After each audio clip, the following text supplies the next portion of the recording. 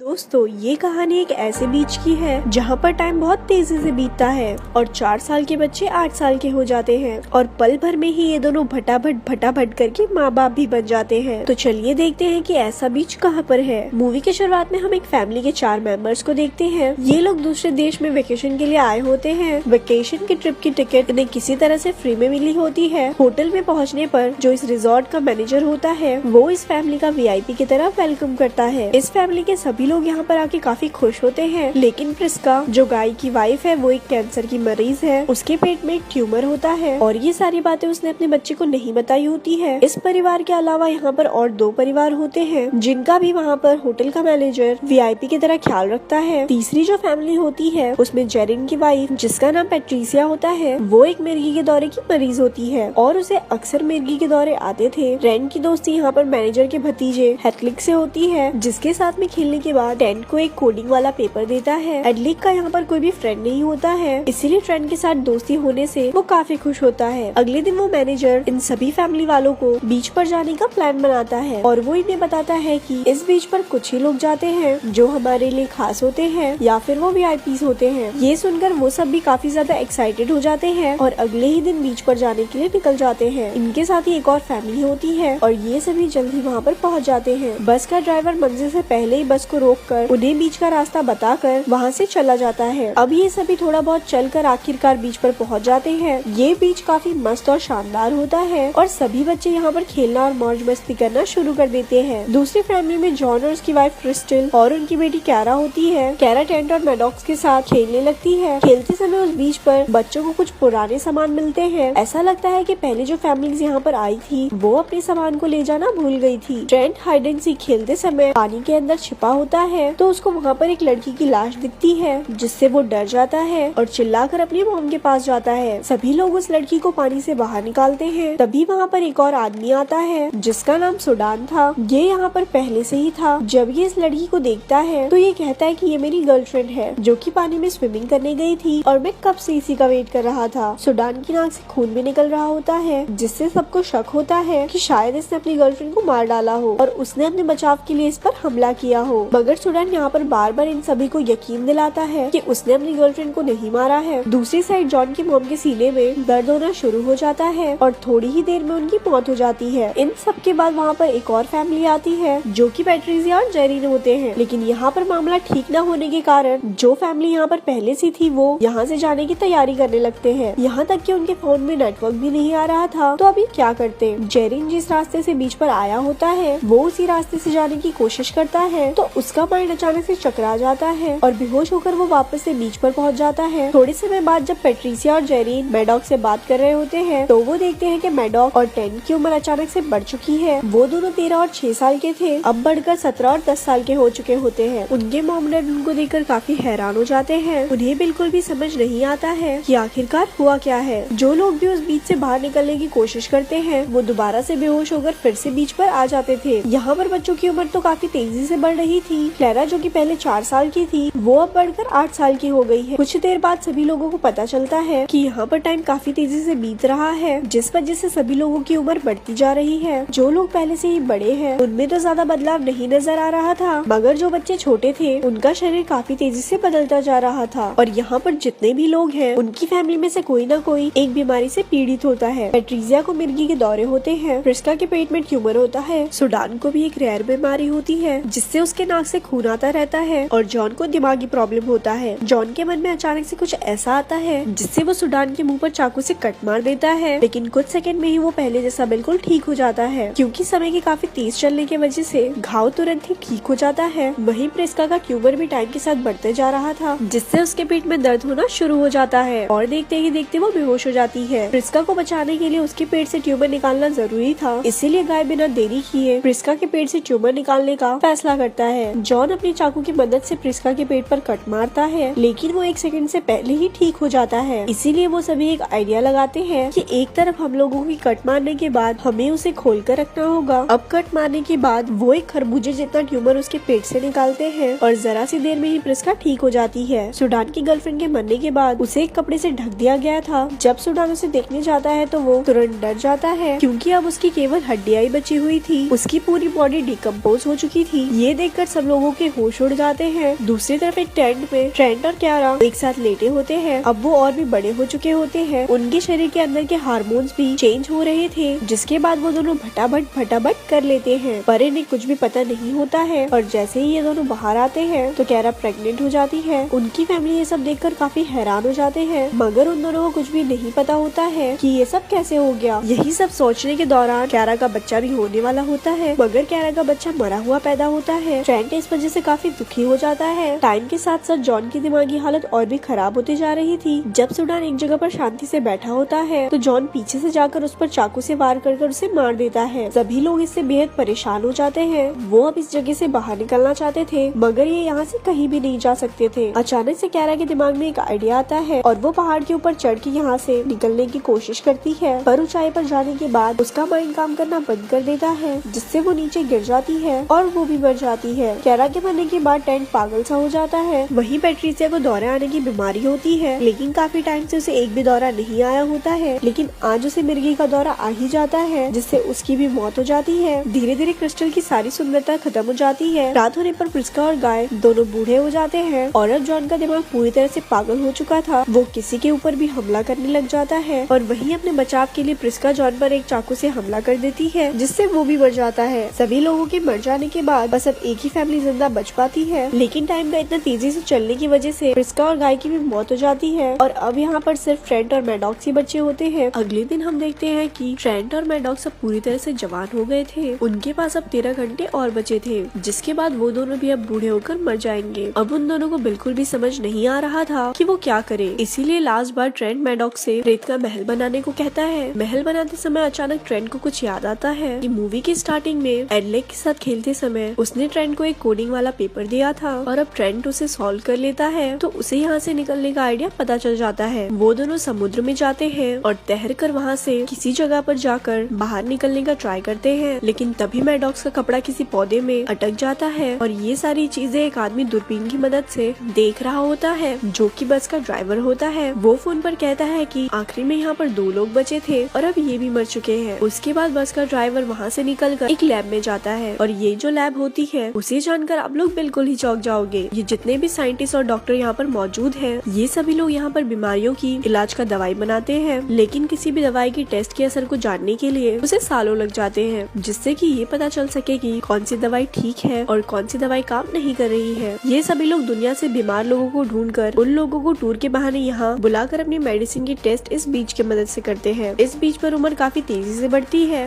वो सभी लोग यहाँ पर अपनी मेडिसिन का उन पर ट्राई करते हैं। रिजॉर्ट का मैनेजर अगले दिन फिर से एक नए टूरिस्ट का वेलकम करने जाता है। तभी वहाँ पर मैडॉक्स और ट्रेंट आ जाते हैं, जिनको वो लोग मरा हुआ समझ रहे थे, वो असल में मरे नहीं होते हैं। वो दोनों लोग उस समुद्र से बचकर बाहर निकल जाते हैं और सभी लोगों के सामने आकर मैनेजर की पोल खोल देते हैं। ट्रेंट और मैडॉक्स वहाँ पर सभी लोगों को बता देते हैं कि यहाँ पर क्या होता है। सिर्फ एक ही दिन में 6 साल का बच्चा एक जवान आदमी में कैसे बन गया। अब आखिरकार ये दोनों भाई बहन बच जाते हैं और यहीं पर इस मूवी का एंड हो जाता है।